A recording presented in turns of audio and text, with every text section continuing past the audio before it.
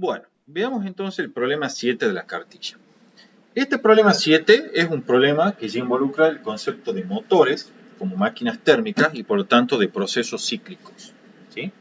Leamos el enunciado. El enunciado dice, una máquina térmica, lamentablemente aquí ya el mismo enunciado me está spoileando y me dice que es motor, funciona con 2,00 mol de un gas monoatómico ideal que realiza el proceso cíclico ABCA mostrado en el diagrama PV.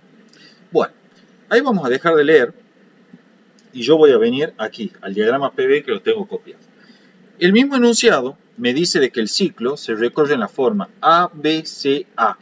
Eso quiere decir que este ciclo es recorrido en este sentido así, que es el sentido horario. ¿Sí? Si quiero lo dibujo acá para que quede más clarito. ¿Sí? Es el sentido horario. Si vos recordás de la teoría, nosotros aprendimos que si un ciclo es recorrido en sentido horario, como se observa acá, ¿sí? El ciclo vendría a ser este contorno que estoy aquí marcando, se lo recorre en sentido horario, entonces estamos en presencia de un motor. Mientras que si el ciclo se recorre en sentido antihorario, estamos en presencia de un refrigerador. Por eso es que yo decía que lástima que ya el mismo enunciado te diga qué es, porque si vos ves el diagrama PV, podés usarlo como ejercitación para darte cuenta de que como el ciclo es recorrido en sentido horario, entonces estamos en presencia de un motor, tal y como dice el enunciado mismo. ¿Sí? O sea, siempre que un ciclo vaya en sentido horario, es un motor. Si es en sentido antihorario, estamos en presencia de un refrigerador. ¿Sí? O sea, que si yo le invierto el sentido de este ciclo, automáticamente pasa a ser un refrigerador. De ahí que siempre se diga que los refrigeradores son motores operando a la inversa. ¿Sí? Ahora bien, el enunciado me dice que el gas es monoatómico. ¿Sí? Es un dato importante que lo vamos a utilizar para poder determinar el valor del Cp, el Cv y el gamma, que es la constante o cociente de capacidades caloríficas molares. Me da la temperatura absoluta de cada uno de los estados. 300 Kelvin para el estado A, 600 para el estado B y 455 Kelvin para el estado C. El primer apartado me pide calcular el calor Q, el trabajo W y el cambio de energía delta de U para cada uno de los tres procesos y para el ciclo total. O sea, tengo que calcular el calor y el trabajo intercambiado y además el cambio de energía interna que experimenta el sistema en cada uno de los procesos individuales y también para el ciclo total.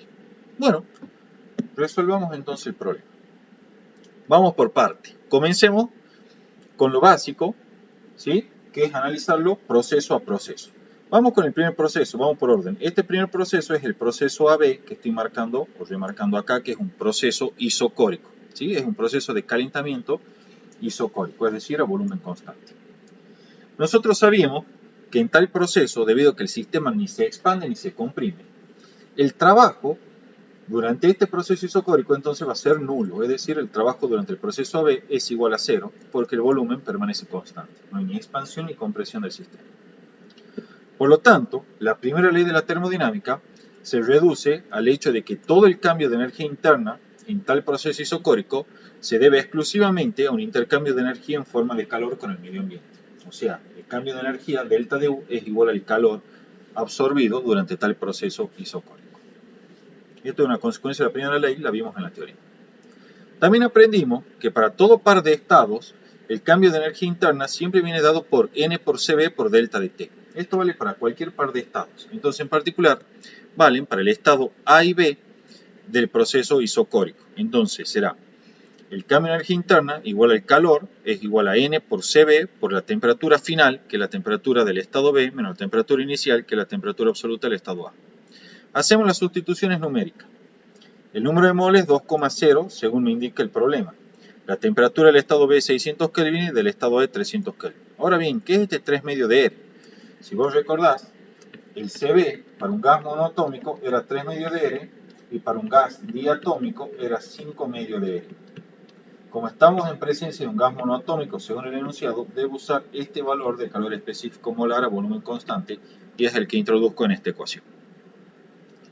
Al hacer las sustituciones numéricas, vamos a tener que el cambio de energía interna y el calor intercambiado durante tal proceso isocórico es de 7,47 por día a la 3 joules.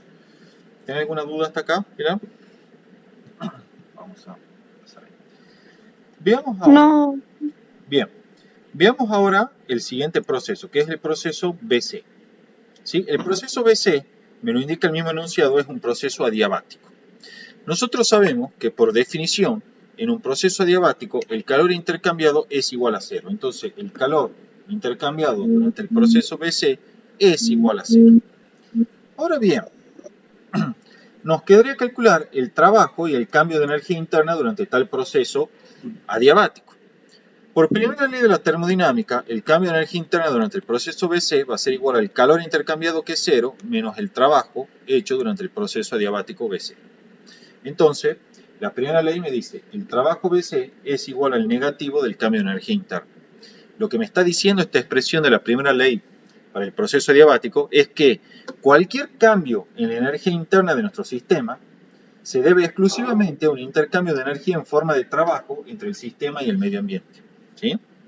O de manera equivalente, cualquier trabajo efectuado por el sistema contra el medio ambiente ocurre a expensas de la energía interna del mismo, ¿sí? O sea, del sistema. Bueno, esa es simplemente la interpretación física. Para calcular esto es muy sencillo. El cambio de energía interna, ya sabemos que para cualquier par de estados es N por Cv por delta de T entre esos dos estados. Entonces será el número de moles por Cv por la temperatura final, que es la temperatura del estado C, menos la temperatura inicial, que es la temperatura del estado B. Y al agregarle este signo menos, lo que obtenemos es el trabajo durante el proceso adiabático BC. Entonces, sustituimos de nuevo los valores, ponemos el signo menos, los 2,0 moles, el Cb, que ya dijimos que es 3 medios de R para el gas monoatómico, la temperatura del estado C, que es la temperatura final, y la temperatura del estado B, que es la temperatura inicial para el proceso BC. Al hacer los cálculos, nos queda que el trabajo es positivo e igual a 3,61 por 10 a la 3 joules. ¿Tiene sentido que el trabajo sea positivo? Sí, tiene sentido, porque si yo vengo en mi diagrama PV, voy a ver que el proceso BC es un proceso de expansión, ¿sí? Paso de este volumen, correspondiente al estado B, más chico, a un volumen C más grande. Entonces, en tal proceso de expansión, el trabajo tiene que ser siempre positivo y es lo que nosotros obtuvimos. Por lo tanto, sabemos que seguramente esté bien lo que calculamos. Si hubiésemos sacado un signo opuesto, ya sabemos que tenemos un error y hay que buscarlo. El cambio de energía interna en un proceso adiabático simplemente difiere en un signo con el trabajo, entonces bastará con agregarle un signo menos al valor del trabajo y este es entonces el cambio de energía interna experimentado por el gas durante la expansión adiabática. Ahora bien, veamos qué es lo que ocurre con el proceso CA. El proceso CA es una compresión isobárica, como se observa aquí. ¿Sí? Compresión isobárica, vamos desde un volumen C mayor hacia un volumen A menor. Bueno, aquí están indicados todos los datos. El proceso CA, la presión es constante. Entonces, como siempre, el cambio de energía interna entre dos estados cualquiera viene dado por N por Cv por delta de T. Hacemos las sustituciones y tenemos la temperatura final, la temperatura del estado A, que retornamos porque ya cerramos el ciclo. Y la temperatura inicial es la temperatura del estado C, del cual parte el proceso isobárico. Reemplazamos por el número de moles, el Cv y los valores numéricos de las temperaturas, y encontramos que el cambio de energía interna durante tal proceso isobárico es de menos 3,86 por 10 a la 3 joules. ¿Sí? Hay una disminución de la energía interna.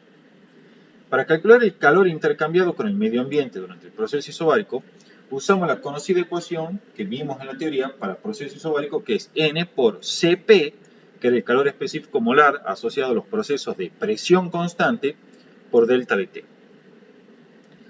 Al sustituir vamos a tener que 2,0 moles. Esta cantidad 5 medio de R es el valor del Cp, que ya lo voy a recordar enseguida, y el delta de T es la temperatura final, que es 300 Kelvin, menos la inicial, que es 455 Kelvin.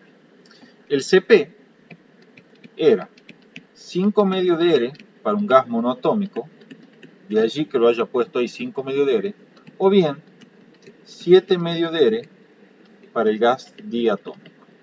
No es el caso, así que este valor lo descarto. Recordad que el Cp se obtiene de hacer el Cv más el R. Bien, al sustituir numéricamente y calcular, encontramos que el calor es menos 6,44 por 10 a la 3 joules. ¿Qué significa este signo menos? Significa que el calor este es cedido por la máquina, o sea, por el motor. Algo que era evidente, porque si vos recordás, en nuestro esquema de motores, el motor, ¿qué era lo que hacía? absorbía calor desde una fuente caliente, ¿sí? Convertía parcialmente ese calor en trabajo positivo y cedía el resto a una fuente fría. Esto vendría a ser el famoso caño de escape de los motores. Entonces, cuando nosotros vamos a nuestro diagrama PV para el proceso cíclico de la figura, teníamos una cosa así.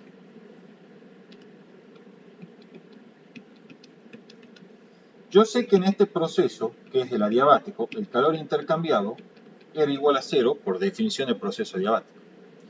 También sé que durante el calentamiento isocórico, aquí estaba entrando calor a nuestro sistema, que es el motor. Ahora bien, como el motor siempre tiene que tener un proceso en el cual cede parte de la energía a una fuente fría, entonces por descarte, el único proceso que nos quedaba ya que en el cual se tenía que ceder el calor es en la compresión isobárica.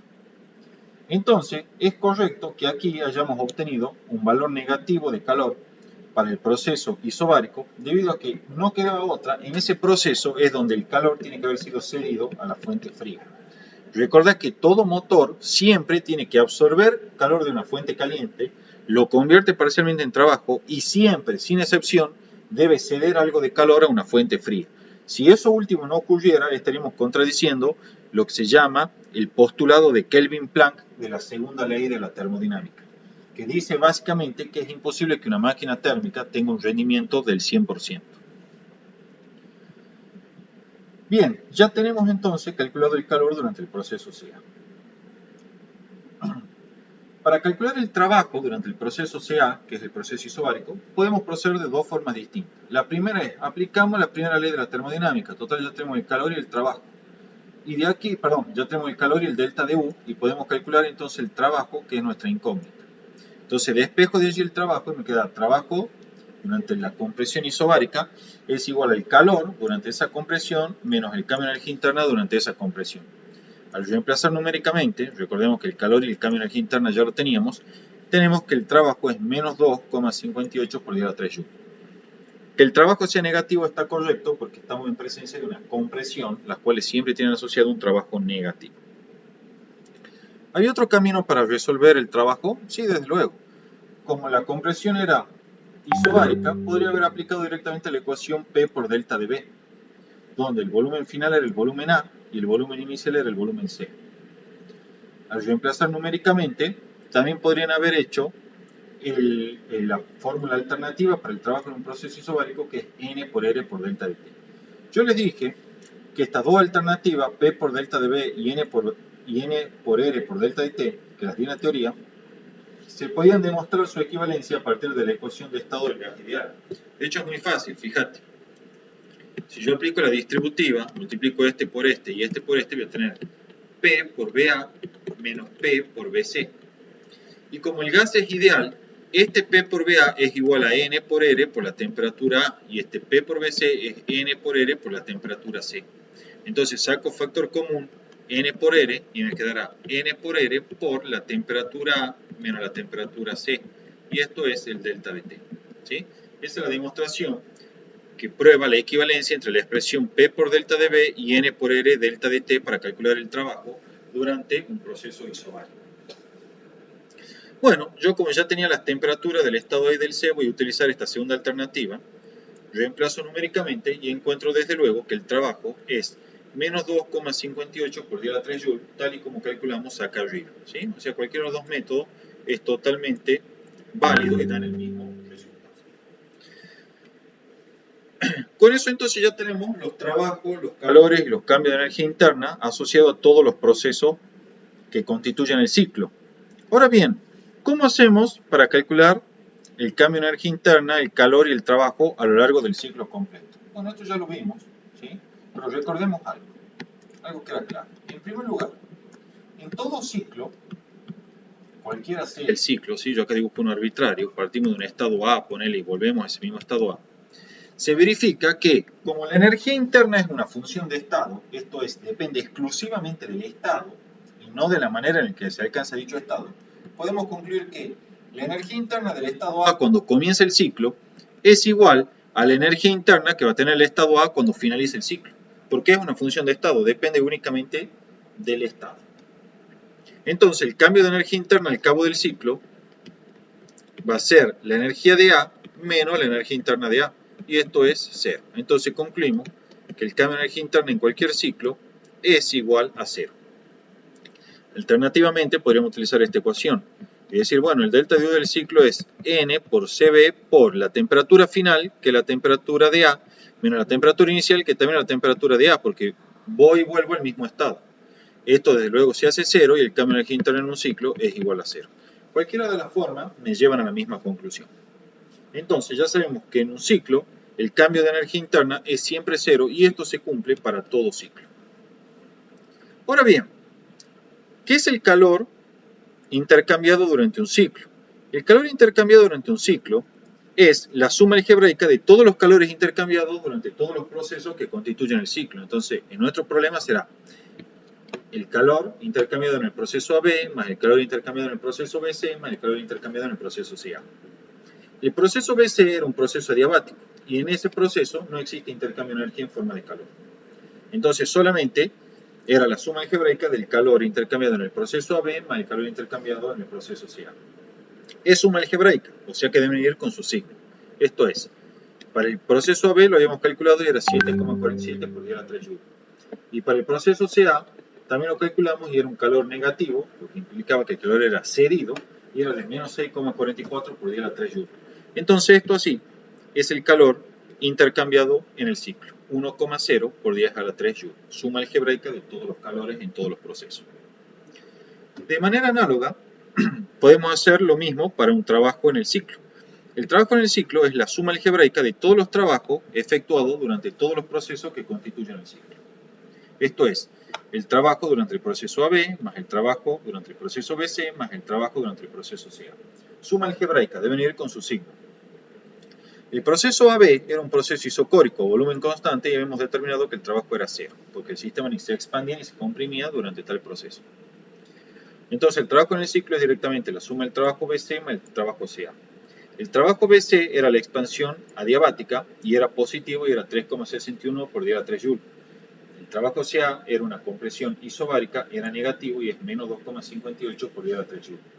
Entonces el trabajo del ciclo era igual a 1,0 por 10 a la 3 joules. Y acá viene lo importante. Fíjate que se está verificando que el calor del ciclo es igual al trabajo del ciclo. ¿Está bien que esto ocurra? Sí, está correcto, está perfecto de hecho, y es un mecanismo de verificación. Nosotros aprendimos en la teoría que en cualquier proceso cíclico, siempre el calor del ciclo es igual al trabajo del ciclo. Eso se debía a que al aplicar la primera ley por un proceso cíclico, teníamos lo siguiente. Esto estaba igualado a 0, porque el cambio de energía interna en un ciclo es 0. Y entonces al despejar, teníamos que el Q del ciclo es igual al trabajo del ciclo. Entonces esto se debe verificar en todo proceso cíclico. Entonces el hecho de que mi Q del ciclo haya sido igual al trabajo del ciclo me permite verificar de que realmente lo que hice es correcto. Desde luego, si vos estás jugada de tiempo, en un parcial podés ir y decir directamente, bueno, me piden el Q del ciclo y el trabajo del ciclo, bueno, calculo uno solo y ya sé que el otro es igual a ese. Entonces, por ejemplo, podría venir y calcular solo el Q del ciclo y decir directamente, bueno, listo, eso es igual al trabajo hecho durante un ciclo. Y se terminó. ¿Sí? ¿Cuál es la desventaja y la ventaja de este segundo método? La ventaja, en primer lugar, obviamente es el tiempo. Lo haces mucho más rápido porque haces un solo cálculo. La desventaja es que no puedes verificar si están bien hechos los cálculos. En cambio, en la segunda, cuando calculas los dos por separado, ya puedes utilizarlos para verificar y asegurarte que si te dan igual, entonces estamos joya. Pero si te hubiese dado distinto, sabes que tenés que empezar a buscar el error porque alguno de los dos está mal calculado, o los dos. ¿Sí? Eso ya lo decide cada uno cuando va a rendir. ¿Hay alguna duda hasta acá, Pilar? No, Gaby. Bien. Vamos a ver entonces cuál es el otro enunciado. El apartado B me dice, si la presión inicial en el estado A es de 2,0 atmósfera, entonces hallar la presión y el volumen en los estados B y en el estado C. Entonces, vamos a resolver acá. El apartado B me dice, primero vamos a volver un poquito acá para trabajar más cómodo. Me dice que La presión del estado A es de 2,00 atmósferas. Y me pide entonces que determine la presión y volumen del estado B y la presión y volumen del estado C. Entonces vamos por partes. Como nuestro gas es ideal, verifica en todos los estados de equilibrio termodinámico la ecuación de estado del gas ideal. Esto es, la presión del estado A por el volumen del estado A es igual a el número de moles por R por la temperatura absoluta del estado A. ¿Sí? O sea, estoy aplicando la ecuación de estado del gas ideal para el estado A. Se verifica para todo estado de equilibrio termodinámico y por lo tanto en particular se verificará para el estado A. Bueno, entonces a continuación observamos algo. En primer lugar, fíjate que está redibujado. Voy a utilizar este dibujito para enfatizar algo. El volumen del estado A es igual al volumen del estado B. ¿Sí? Y ya que estamos, también podemos ver que la presión del estado A es igual a la presión del estado C. O sea, ya voy indicando varias cuestiones. Entonces, vamos por parte. La temperatura del estado A la conozco, ¿sí? Porque acuérdate que el enunciado me daba las temperaturas de todos los estados A, B y C. El número de moles también me lo daba el enunciado. La presión del estado A me lo está dando este apartado, que es el apartado B. Y entonces puedo despejar el volumen del estado A. Despejo el volumen del estado A y lo igualé acá, o enfaticé en verdad la igualdad con el estado B, porque el proceso es isocórico, ¿sí? Es lo que está escrito aquí. Entonces, el volumen del estado A es N por R por la temperatura absoluta de A sobre la presión del estado A. Al hacer eso, y reemplazar numéricamente, vamos a tener que el número de moles es 2,0 por R por la temperatura del estado A, que es 300 Kelvin, dividido en la presión del estado A, que es 2,0 atmósfera. Aquí, como estoy trabajando con atmósfera y con volúmenes en litro, utilizo la ecuación con la constante R, que es 0,082 atmósfera litro cada mol Kelvin. ¿Sí? O sea, con la forma alternativa a los 8,31 Joule cada mol Kelvin. El resultado, desde luego, va a estar expresado en litro y es de 24,6 litros para el volumen del estado A. Como el volumen del estado B es el mismo, porque están conectados mediante un proceso isocórico, entonces ese también será el volumen del estado B. De hecho, aquí está escrito. Para el estado B, el volumen B es 24,6 litros, que es igual al volumen del estado A que calculamos acá arriba. ¿Sí?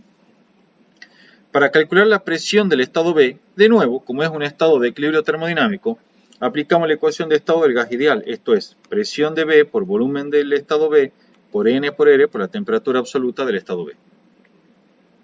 Entonces esto quedará, al despejar la presión, N por R sobre el volumen del estado B por la temperatura absoluta del estado B. Reemplazo numéricamente, una vez más, utilizamos la ecuación con la constante de R expresada en atmósfera litro cada mol Kelvin, y el resultado lo obtenemos en atmósfera para la presión, y es de 4,0 atmósfera la presión del estado B. Simple aplicación de la ecuación de estado del gas ideal. Para resolver el estado C, ¿sí? Que hay que calcular la presión de ese estado C, vamos a proceder de dos formas. En primer lugar, la presión del estado C ya se determina de forma trivial. ¿Por qué? Porque el estado C y el estado A están conectados mediante un proceso isobárico. Entonces la presión del estado A y del estado C es la misma. Y la del estado A era dato. Eran los 2,0 atmósferas que me daba el enunciado. Entonces tenemos que la presión del estado C y la presión del estado A es de 2,0 atmósferas. Entonces ahora lo único que nos resta es determinar cuánto vale el volumen del estado C. Yo te voy a mostrar dos maneras o tres maneras diferentes de calcular, ¿sí? De calcular el volumen del estado C. Vamos con la más sencilla. La más sencilla consiste en aplicar la ecuación de estado del gas ideal a dicho estado C. Entonces, fíjate, aquí está. Aplico la ecuación de estado del gas ideal para el estado C y tenemos la presión del estado C por el volumen del estado C igual al número de moles por R por la temperatura absoluta del estado C. De aquí todo es dato, porque la presión del estado C es igual a la presión del estado A. Entonces puedo despejar el volumen del estado C. Me quedará N por R por la temperatura absoluta sobre la presión del estado C. El número de moles es 2,0, el R lo usamos como siempre en este caso en 0,082 atmósfera litro cada mol Kelvin. La temperatura del estado C era un dato del problema y la presión del estado C no es un dato, pero como sé que es igual a la presión del estado A, que sí es un dato, lo reemplazo por los 2,0 atmósferas. ¿Sí? Acá está indicado. Presión de C igual a presión de A igual a 2,0 atmósferas. Al sustituir numéricamente y calcular, me queda que el volumen del estado C es de 37 litros. Y con eso ya está calculado el volumen del estado C. Es una forma de hacerlo. Otra manera de hacerlo consiste en aplicar lo que nosotros sabemos de las ecuaciones de Poisson para un proceso adiabático. Por ejemplo, considero el proceso adiabático este BC que está aquí dibujado y que lo estoy remarcando ahora.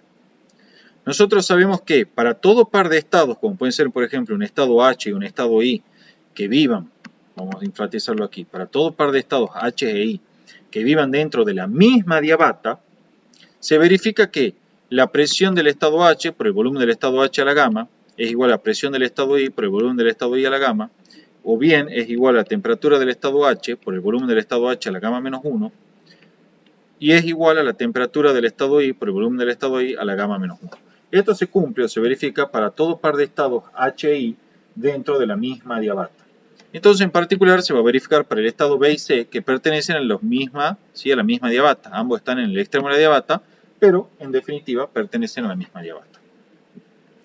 Entonces, puedo venir y utilizar. Aquí está la justificación. Como B y C pertenecen a la misma adiabata, entonces tengo que la presión del estado B por el volumen del estado B a la gamma es igual a la presión del estado C por el volumen del estado C a la gamma. Despejo de acá el volumen C. ¿Cómo va a ser? Paso la presión C dividiendo y me quedará la presión de B sobre la presión de C por el volumen de B a la gamma. Y como B sub C está elevado a la gamma, entonces elevo miembro a miembro todo a la 1 sobre gamma, ¿sí? Y obtengo así la expresión final para el volumen del estado C. Recordad que el gamma es el cociente de capacidades caloríficas, que es el Cp sobre el Cv, y que para un gas monoatómico es igual a 1,6, lo vimos en la teoría. Entonces, al sustituir, acá está el 1,6 del gamma, ¿sí? Me queda que el volumen C es 37 litros, tal y como obtuvimos con la ecuación de estado del gas ideal. ¿Había una tercera forma? Sí, había una tercera forma, que era trabajando con la segunda ecuación de Poisson, que es esta de aquí, que me dice la temperatura absoluta de B por el volumen de B a la gamma menos 1 igual a la temperatura de C por el volumen de C a la gamma menos 1. Despejo una vez más el volumen de C. Para ello paso dividiendo la temperatura en C, obtengo esta expresión que está acá, y como el volumen C todavía queda elevado a la gamma menos 1, elevo todo miembro a miembro a la 1 sobre gamma menos 1.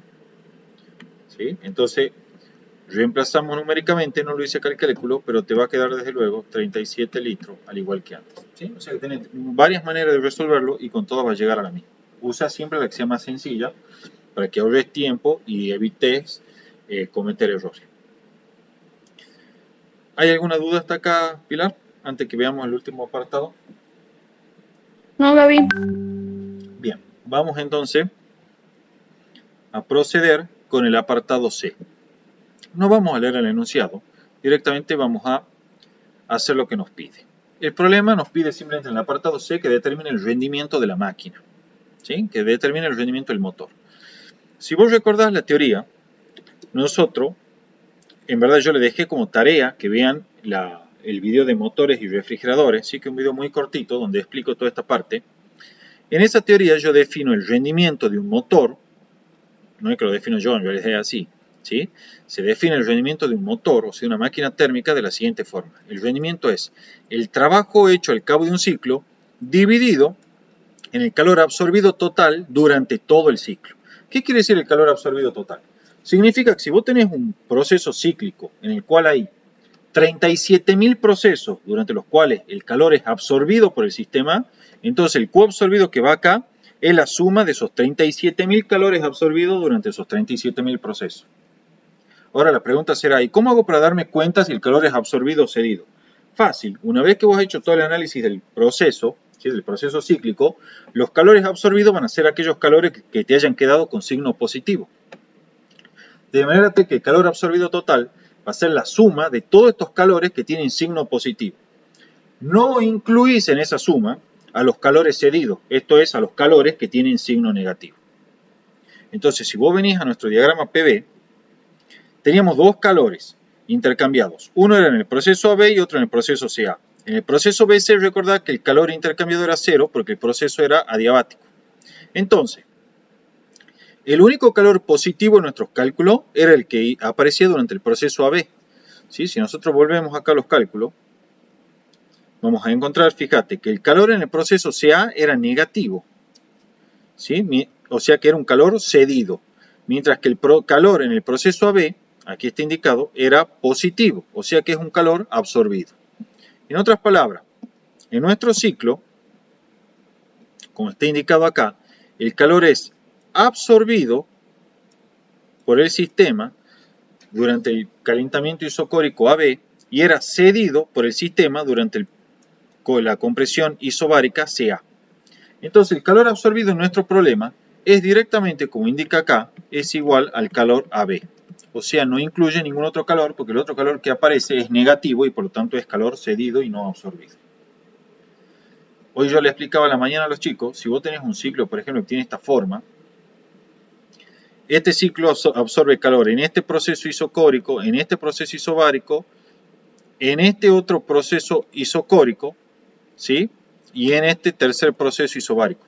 Entonces, si vos quisieras calcular el rendimiento de ese motor, sería el trabajo hecho durante un ciclo, que es toda el área rayada acá, ¿sí? Todo esto así, dividido en el calor absorbido total, que será el calor absorbido durante el proceso 1, proceso 2 y proceso 3. ¿Ven? Suma. Todo eso es el calor absorbido total durante el ciclo. Los calores aquí son cedidos y por lo tanto no incluyen o no van incluidos en el cálculo del rendimiento, al igual que este de acá.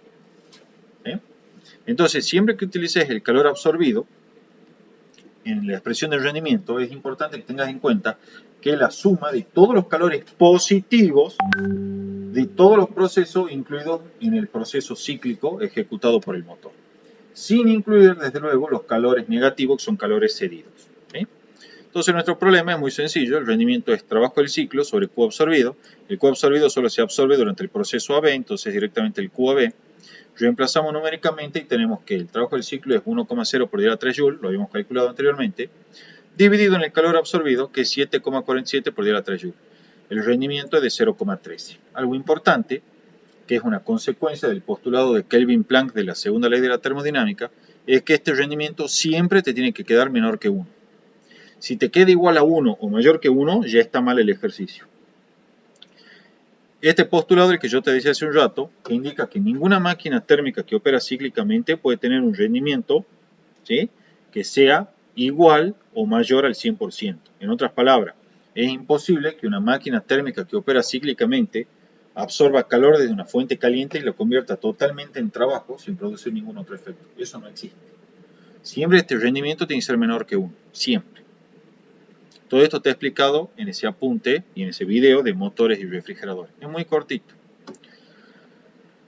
Bien, para finalizar, el problema en su apartado D me pide que haga algo que está muy relacionado con la segunda ley de la termodinámica, que es algo que no suelen tomar. Te digo más, incluso esto de rendimiento que yo estoy calculando acá, hace por lo menos 3 años que no lo tomo.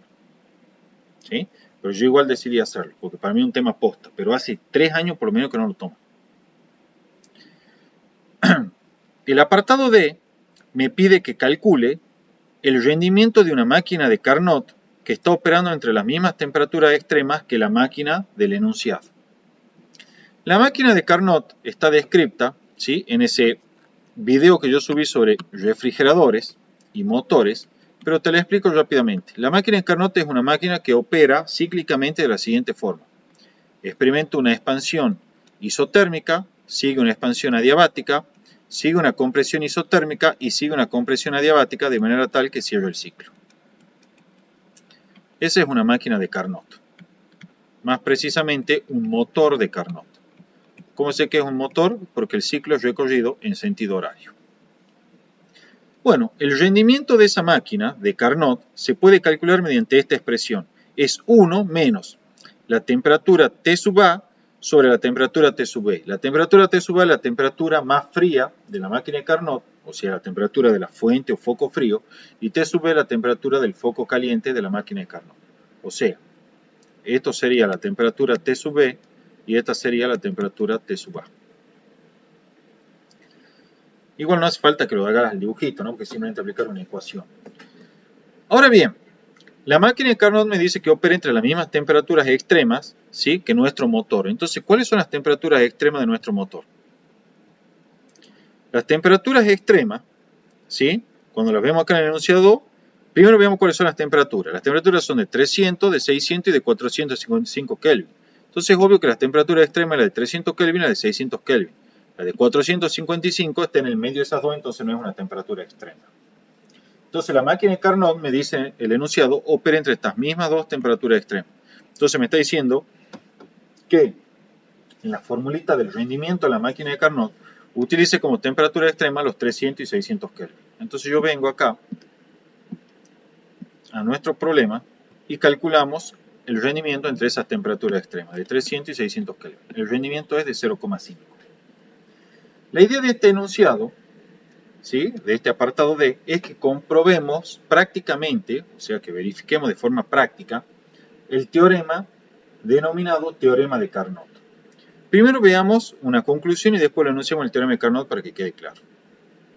El rendimiento de nuestro motor era 0,13 cuando operaba entre las mismas dos temperaturas extremas que la máquina de Carnot, o sea los 600 y 300 Kelvin. Mientras que la máquina de Carnot, para esas mismas temperaturas extremas, tenía un rendimiento de 0,5. O sea que el rendimiento de la máquina de Carnot es mayor que el rendimiento de nuestro motor del enunciado. ¿Está correcto eso? Está correcto y está perfecto. Eso es lo que se denomina teorema de Carnot, que dice lo siguiente. Fíjate, acá está la conclusión. El rendimiento de Carnot es mayor que el rendimiento del motor, tal y como lo establece el denominado teorema de Carnot. ¿Qué dice este teorema de Carnot? Que ninguna máquina térmica que opere entre las mismas dos temperaturas extremas que una máquina de Carnot puede tener un rendimiento mayor que esta última.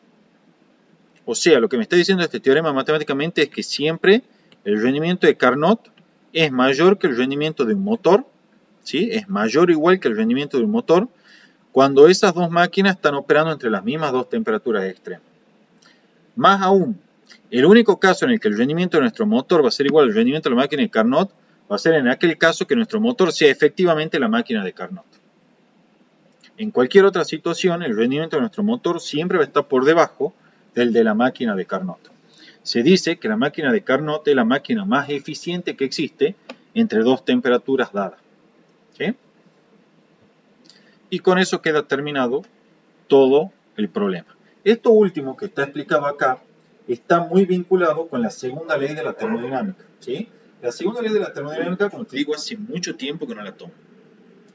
De cualquier manera, yo voy a subir un apuntecito, es muy teórica, solo esto, así son enunciados de este tipo, así con muchas palabras, digamos, y no demasiadas ecuaciones. Yo después voy a subir algún enunciado. ¿Está claro esto, Pilar? ¿Hay algo que quieras que repita? No, sí está claro, Gaby. Bien. Con eso está terminado entonces el tema de hoy, ¿sí?, la clase de hoy, y dejamos ya de grabar.